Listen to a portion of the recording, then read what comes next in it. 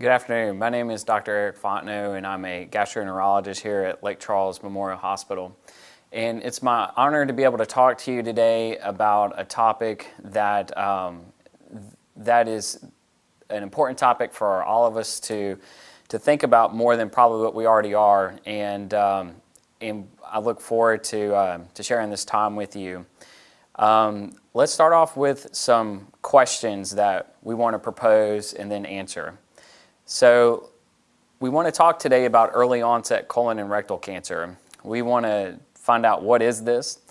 We want to talk about how big of a problem this is, and in medicine we call that epidemiology. We want to talk about risk factors. Is there anything to tell me if I'm at risk for early onset colon cancer? We want to talk about symptoms and how do you know when you need to seek medical attention and see your provider. And we also want to talk about diagnostic testing. So you come and see a doctor, what are they going to do to me? All right, so we want to answer those questions as well as treatment and prognosis. Can we fix this problem and how do we fix it? And we also, most importantly, want to talk about prevention and how we can keep out of harm's way. So I think most of us probably recognize this guy. So making the news recently was Chadwick Boseman, who plays Black Panther as well as a number of other roles in Hollywood, and was very private about his colon cancer, really right until the last moments that he died from it. And he's perhaps the latest and most prominent victim of early onset colon cancer, but he's not alone. Daryl Strawberry, as well as Katie Couric's husband, Charles Schultz, and Vince Lombardi. Ruth Bader Ginsburg had a number of cancers, but colon cancer was one of them, and Eartha Kitt. And many of us, I think, in fact, I would wager that most of us probably know somebody who's directly been affected by colon cancer. And so I have these pictures kind of strategically placed. The ones on the left-hand side of the screen are those who actually were diagnosed with early onset colon cancer. And what's notable is that the time of their diagnosis was decades ago.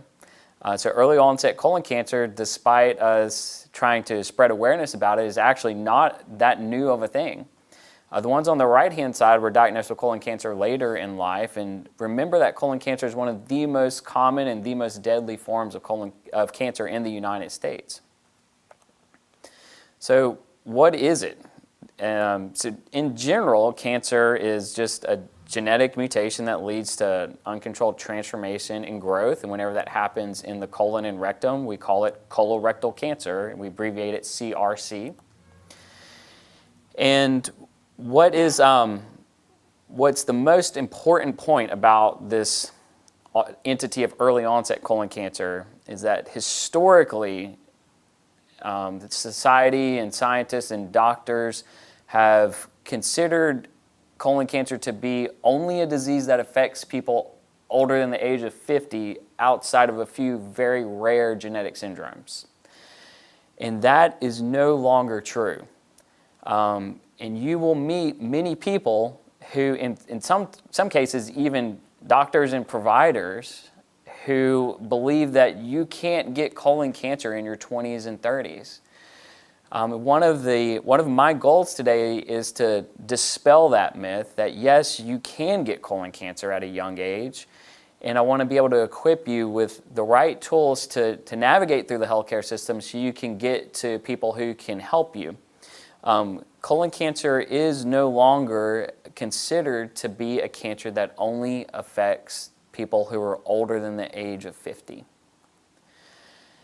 We began, as I alluded to earlier, in the 1990s, we began to see that pattern change. And for reasons that we do not clearly understand right now, it's happening. We think that this is going to be a combination of both the genes that we carry into life and the things that we're exposed to in our environments, whether that's things that we're exposed to in the air, things that we're exposed to through foods that we eat, or interacting with each other in a way that's leading to cancer. And so EO, CRC, early onset colon cancer, as we said, is colorectal cancer that is occurring in a person who is younger than the age of 50. So I'm going to give a spoiler alert now. We're going to show some medical pictures. If you're squeamish, don't look at these next few slides. So this is a picture of a colon cancer. This has the classic features of a colon cancer. There is an area in the center that's ulcerated. That's where you see the white stuff. And then down at the bottom of that picture, you can see what looks like relatively normal and healthy colon. The size of that tumor is not completely obstructing the interior of the colon. But whenever you look at this picture, this looks like a much more locally advanced tumor. You know, you can hardly see where the colon continues on its course, and it's bleeding, and it's also taken up almost the entire interior portion of the circumference of the organ. So let's now talk about how big of a problem this is in our country. So while colon cancer has been declining in the number of new cases, we call that incidence in medicine, the number of new cases. While that's been declining in those older than 50 by 35%, since the 1990s, we have been seeing it double in young people. Out of all new colorectal cancer cases, 10 to 12% of those are going to occur in patients who are younger than the age of 50. By 2030, we're going to continue on this very disturbing track where almost a full quarter of rectal cancers, 23%, are expected to be diagnosed in those younger than the age of 50. So think about that for a second. That means out of all rectal cancers diagnosed in this country, a quarter of them are going to be in patients who are younger than the age of 50. And one of the most staggering statistics that you'll read about is if you compare patients who were born in 1990 to patients who were born in 1950, if you were born in 1990, you have 4 times the chance in your lifetime of developing a rectal cancer and twice the chance of developing a colon cancer than your parents who were born in the 1950s. That is hard to wrap your mind around, but that is what we're projecting. So I don't want to get too bogged down in what these X and Y axes mean, but basically, if you look down at the bottom, you're going to see years of birth or decades of birth from 1930 to 1990, and you can see this nice blue chart that just keeps going up and up and up here. And this is showing that the incidence, whenever we track cancer diagnoses in the United States, you see these numbers going up and up. The further along you are in your decade of birth. And this is, any talk about early onset colorectal cancer has to have this graph in it. So this is on the left-hand side, we're looking at patients, both men in blue and women in red, who were diagnosed with colon cancer at age 50 or above. And then down at the bottom, we're looking at years. And so you can see starting with 1975, when this graph picks up, we're seeing a decline in the number of new cancer cases, right, in those who are older than the age of 50. And this is largely due to colon cancer screening programs in the United States. So this shows us that colon cancer screening is effective. It can really lower your chance of getting diagnosed with colon cancer. But on the right-hand side, we see the opposite is true in patients who are age 20 to 49. You see their cancer risk going up 51% since 1994. Colon cancer in general has a geographic distribution. So your chances of getting colon cancer being born in one state is different than your chance of getting colon cancer being born in another state. And welcome to Louisiana. So in the bottom part, you'll see here the darker your shade of red or orange, the more cancer diagnoses that are occurring. So this is for patients who are less than the age of 50, tracking from years 2013 to 2017. And you can see Louisiana is almost the darkest shade of red here. And these are death rates, and the trend continues. So our chances of dying of colon cancer younger than the age of 50 is also way above national average in Louisiana. In fact, we're number 7 in terms of new cancer diagnoses in those patients who are less than 50 years old. Number 7. So we're in terms of leading the race in new colon cancer diagnosis in those less than 50. Louisiana comes in number 7 on that list. And then we can also look at it by a county level, and you can see on the inset here in the left-hand corner, the bottom left-hand corner of the screen, you can see Calcasieu Parish right there, really our whole region that is serviced by Memorial Hospital. Very red, indicating that we're in a hot spot for early onset colon cancer. We're going to talk briefly about racial disparities because there are racial disparities both in old onset and early onset colon cancer. And if you look at our little purple diamond line there, that is portraying African Americans. And right underneath them are non-Hispanic white Americans, but you can see as time has gone on, the chances of being diagnosed with colon cancer are increasing, and that there are disparities between African Americans, Hispanics, and white Americans. Hispanics are down at the bottom with the red squares. Same is true for survival. So the lower you are, the lower your line is on this chart, the less likely you are to survive from the time of your diagnosis. So down here we have 1, 2, 3, 4, 5 out to 10. And so the lower you are on this line, the less likely you are to survive your cancer. So disturbing trends, is there anything that we can look at to tell us who's at risk for this problem? And whenever we talk about risk factors in medicine, we talk about modifiable and non-modifiable risk factors. So there are things that we can't change, like what set of genes we were born with, and things that we can change, and things that are in our control, and those are modifiable risk factors. So I don't want to, this is a very technical pie chart, but the bottom line is that if you look at the Lynch syndrome, the polyposis syndromes, and the other variants, those comprise a very small piece of the pie. The vast majority of patients who are going to be diagnosed with early onset colon cancer are not going to have a genetic syndrome at work. It's going to be what we call sporadic. In many cases, there's not a family history. There's multiple members of a family being diagnosed with colon cancer. It seems to come out of nowhere. You seem sidelined by this. No one else in my family has this problem. I have never been diagnosed, or no one in my family has been diagnosed with cancer. No one in our family has been diagnosed with a genetic cancer syndrome either.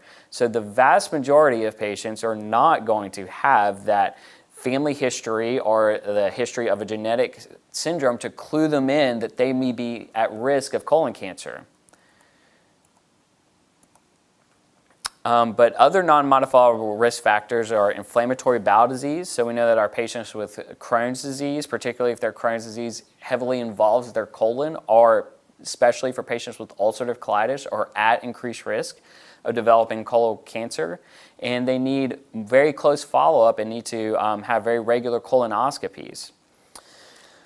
But if you look at the increase in incidence of early onset colon cancer in this country, it's too rapid to be explained by population genetics. So changes in our genetic makeup happen kind of slowly, and this trend that we've been seeing is happening too fast for it to be completely explained by genetics.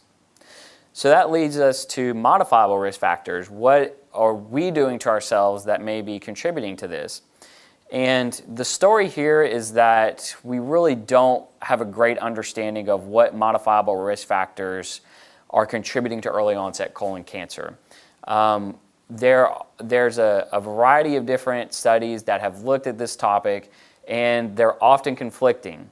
But I'm going to present what the trends are. What are the things that we keep looking at? What are the things that keep coming up over and over again? So a disclaimer that we don't know these to be firm yet, but these are trends that are starting to emerge. So there may be metabolic risk factors, and so that would be obesity either later in life or sometimes childhood obesity.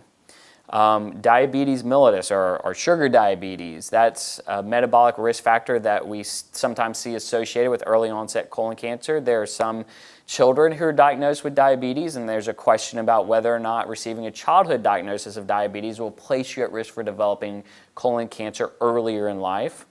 We see that there are trends with a sedentary lifestyle. That means that you have a lifestyle that's not very active. You spend most of your workday at a desk or are sitting still instead of moving around. Smoking is one that comes up over and over again with many different types of cancers. We see that patients who are drinking alcohol at high risk may develop colon cancer earlier in life. We also have dietary trends in colon cancer, so diets that are high in red meat intake and low in calcium and vitamin D. And we think that what's going on is that these conditions are basically contributing to a chronic inflamed state in the body. And whether it's through those metabolic risk factors we discussed, or sometimes through inflammatory conditions like inflammatory bowel disease, ulcerative colitis, or Crohn's disease, whatever the case may be, this chronic inflammation increases cancer risk. And this is a lesson that we've learned from treating patients with inflammatory bowel disease. We realized early on that the more intense their inflammation is in the colon, the more continued, the longer the duration that inflammation, the more likely they are to develop cancer later in life. We're going to mention some protective factors. So we've talked about what are the risk factors. There are a couple of protective factors to discuss. So we see that physical activity, patients who are physically active may have a lower chance of developing colon cancer. There's a lot of talk about NSAIDs, or non-steroidal anti-inflammatory drugs. The most common that we know of is aspirin. So we all have heard of aspirin, and a lot of us are taking aspirin for other reasons. There's definitely some literature out there that suggests that patients who are on aspirin may have lower chances of developing colon cancer later. Aspirin will get a lot of press every so often about, hey, being on aspirin will lower your chance of developing colon cancer. The problem with aspirin is that there are side effects. And sometimes those side effects can be so severe that it's not worth the protective benefit that it's giving to you. So we don't universally recommend that. It's kind of more an individualized case-by-case recommendation that a doctor and a patient would make together. So let's discuss symptoms, and this is kind of the heart of this topic, I would say. How do you know if you need to see a doctor? And some of these symptoms are going to seem very benign to you. Some of these symptoms are going to be like, well, I have that every other day of my life. So let's talk about them. So I would say the one thing that was really at the top of our list is bleeding. Whether it's rectal bleeding, so you're seeing bright red blood in the toilet, whether you're seeing blood that's actually mixed in with your stool, or whether you're seeing not maybe obvious blood, but you have been told you have anemia or low blood counts, particularly if those low blood counts are associated with a deficiency in iron. That implies that you've been chronically losing blood somewhere.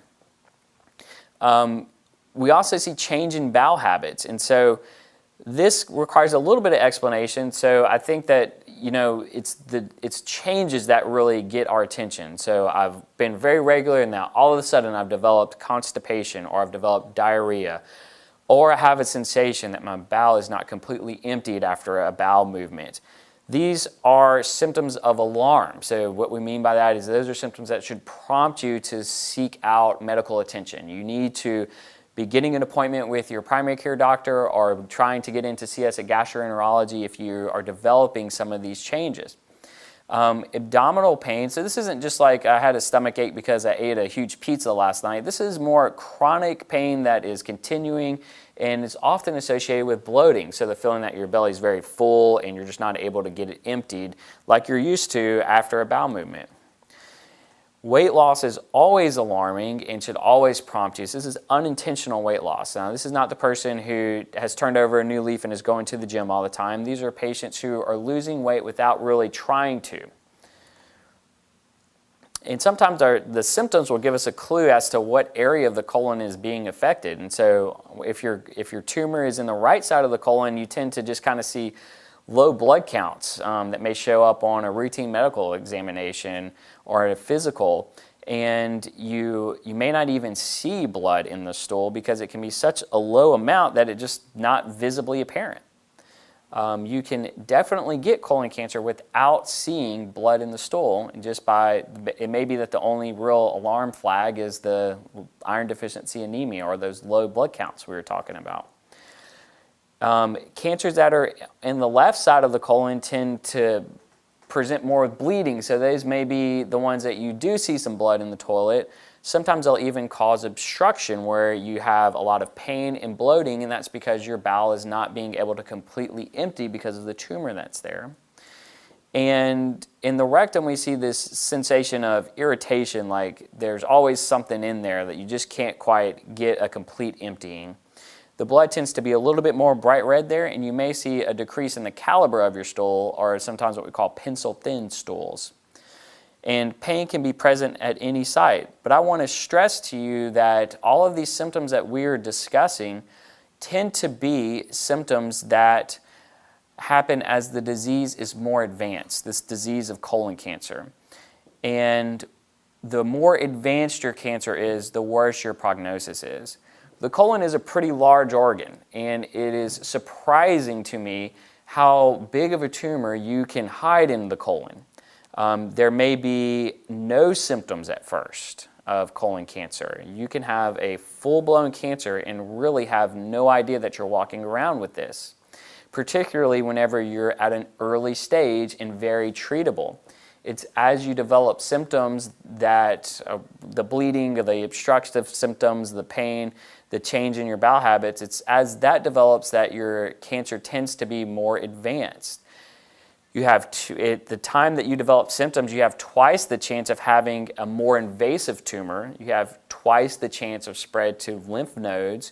You have 3 times the chance of having the cancer spread to a distant organ like the liver. And you have 3 times the chance of ultimately dying from your cancer.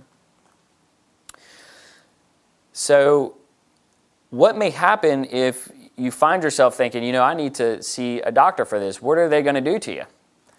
Well, we're here to take care of you, first of all. We're not here just to do procedures and experiments on you. We're here to help you get some answers. And whenever we talk about diagnosing colon cancer, we already talked about the fact that cancer early on really has very few symptoms.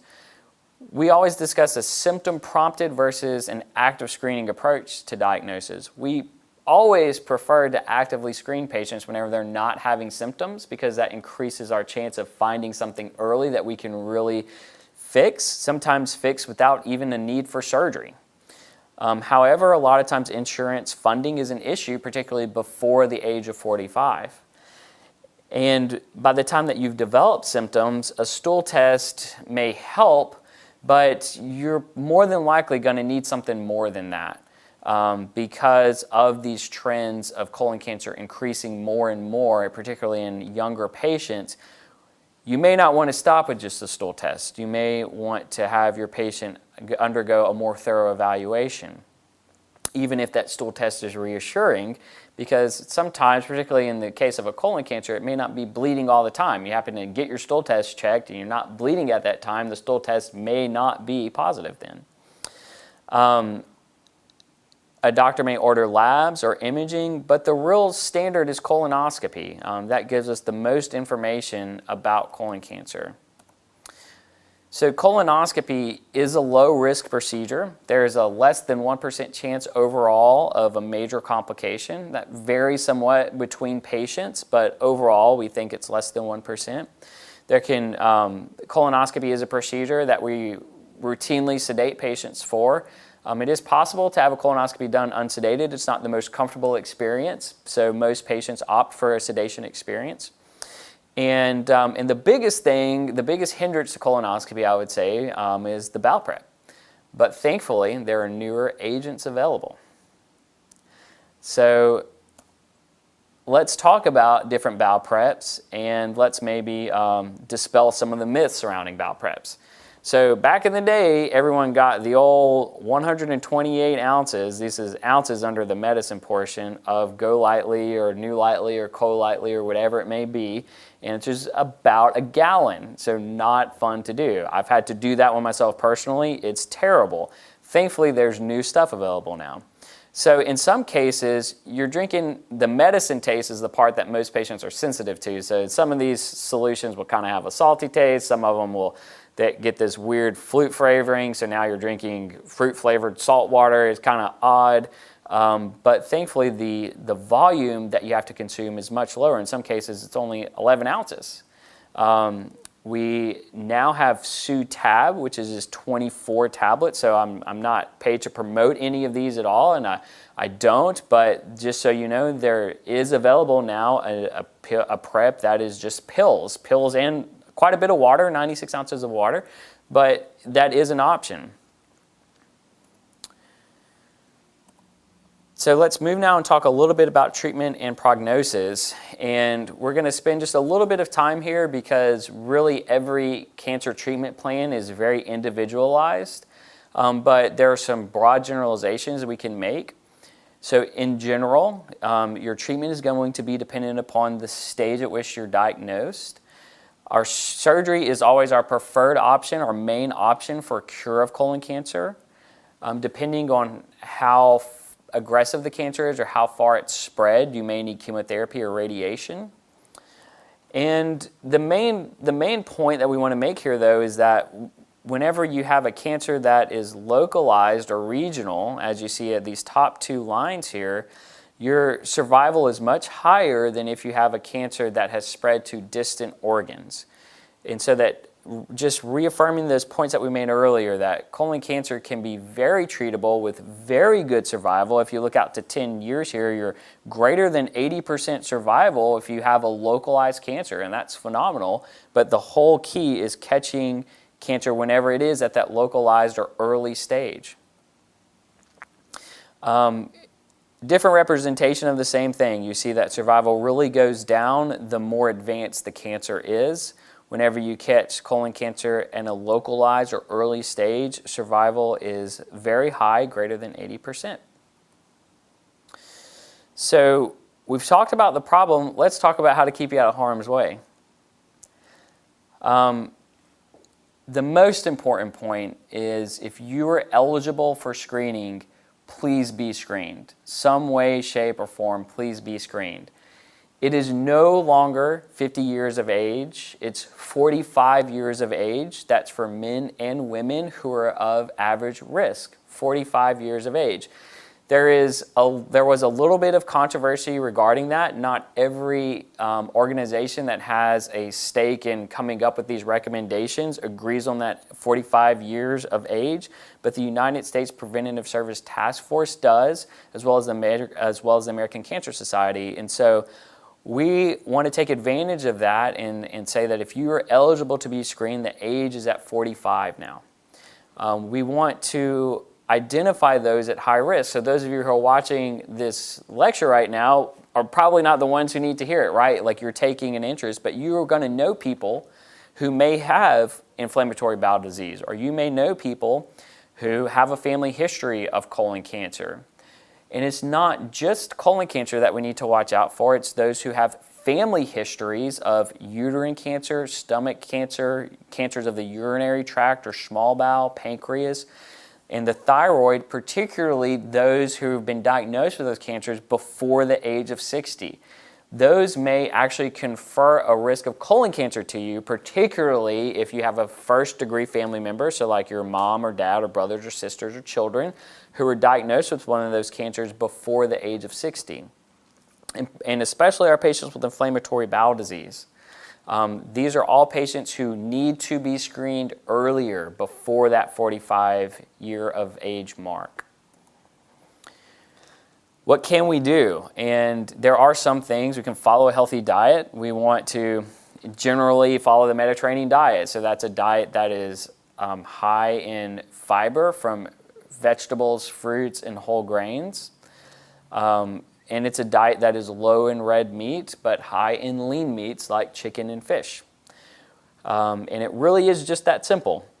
No smoking. We want to limit alcohol intake, and we want to increase physical activity.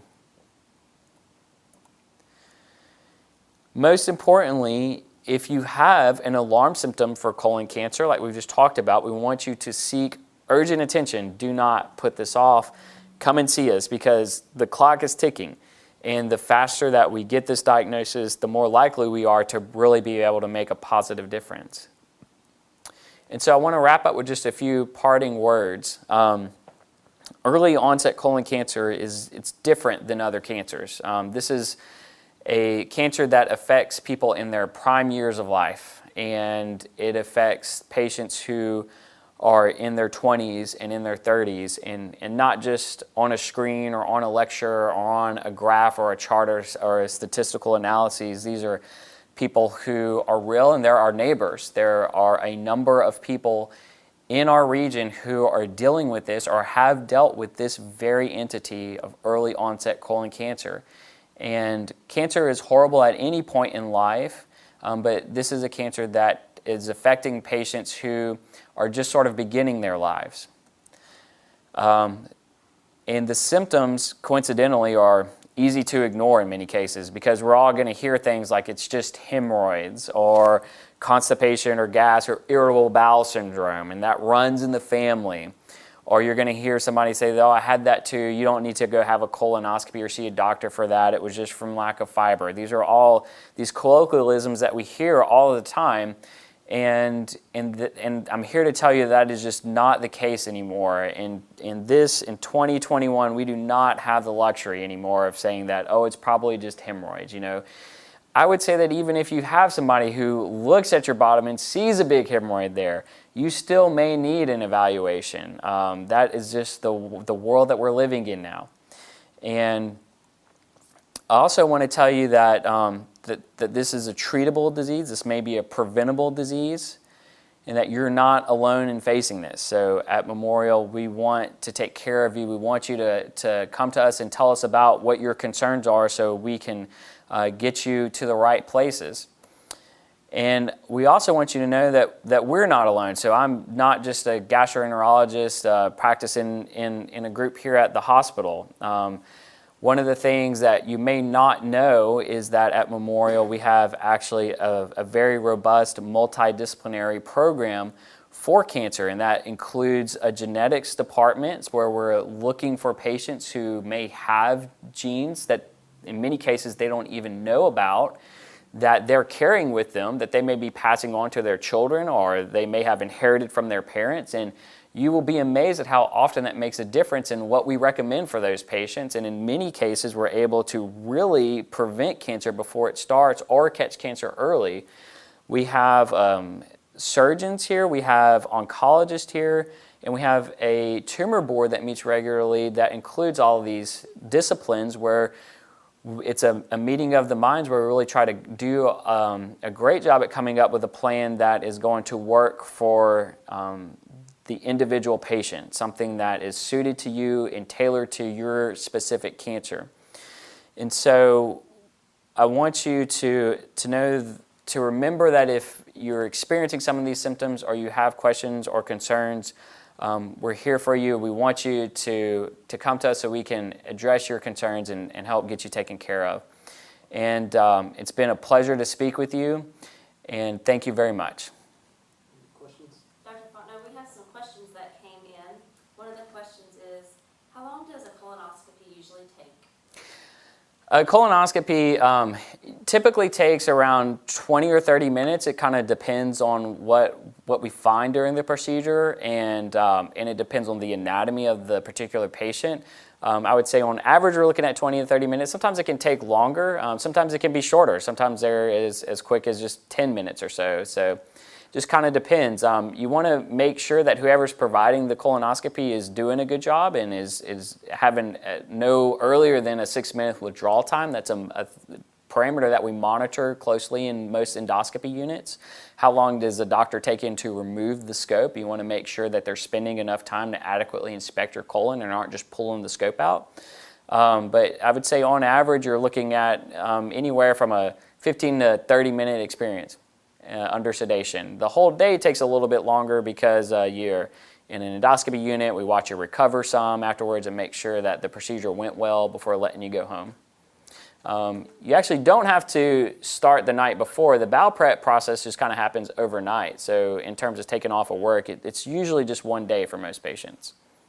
And another question, do we know which factors, environmental, dietary, that contribute to our local area being considered a hot spot? We don't know that. I would love to speculate, but I probably shouldn't do that. So we don't. The bottom line is that we don't know, not only in Southwest Louisiana, but really nationwide. There are a lot of research groups that are looking into these things. There are even physicians in our own state who research colon cancer as their main job. So it's an area of active interest in research, but we just don't know those answers yet. And I think our last question, what is a polyp and what is family history of colon polyps? Yeah, great question. So a colon polyp is a precancerous growth. And so one of the maybe one of the most important things to know about colonoscopy is it sort of has gotten lumped in with all the other colon cancer screening tests, whether it's a stool test or Cologuard, which you see advertisements for on TV all the time. And you know, the marketing for Cologuard is very clever, and I'm not trying to pick on Cologuard. It is a very sensitive test for picking up colon cancer.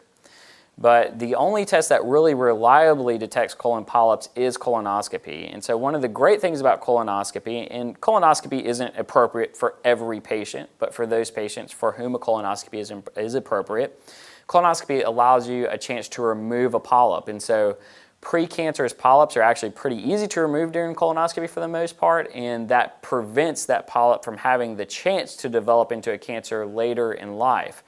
And so that is a rare opportunity in medicine. You have a chance to prevent cancer before it starts. And most of our other cancer screening tests, we're hoping to catch cancer early. Colonoscopy, we're hoping to prevent cancer in the first place. So colon polyps are those precancerous growths. Almost all colon cancers begin as a polyp. So if we find it at that polyp stage and remove it, which is typically done right at the time of the colonoscopy, unless it's something complicated like a very large polyp, a family history of colon polyps. So the easiest way I've found to sort of explain this to patients is to say that, you know, have you ever had a family member that has had to get a colonoscopy in just 3 years from their last colonoscopy? Like, so, you know, you had a colonoscopy in 2017 and your dad did, let's say, and your dad was told you need to come back in 3 years for your next colonoscopy. Particularly if your dad was 50 years old whenever he had that first one, or younger than the age of 60. That raises suspicion that something more than just 1 or 2 small polyps were found, and we kind of treat those patients with high-risk polyps. We call them high-risk adenomas. Those are the patients who we recommend a 3-year follow-up for their next colonoscopy. That may confer some risk to patients, and so we want to identify those patients so they know that they need to have a colonoscopy earlier. So maybe it's starting at age 45, you would start at 40, or 10 years before how that relative was at the time of their first colonoscopy. And one more question, what kind of genetic testing is available? So that is it's a great question there.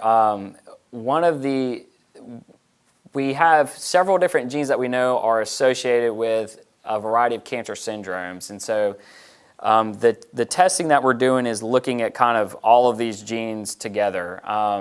The specifics of the test are probably a little bit above the time that we have to discuss here, but we kind of like to look for multiple genes that we know are associated with different cancer syndromes. And so to name a few, we're looking at Lynch syndrome, we're looking at a syndrome called familial adenomatous polyposis, and then along the way, you know, we're often testing patients for the BRCA1 and 2 genes that are associated with hereditary breast ovarian cancer. So there's a variety of different genes that are tested for whenever a patient undergoes genetic testing. An important point is that before undergoing genetic testing, we're meeting with genetic counselors first to discuss the ins and outs of genetic testing to make sure that it really is the right test for the patient before proceeding.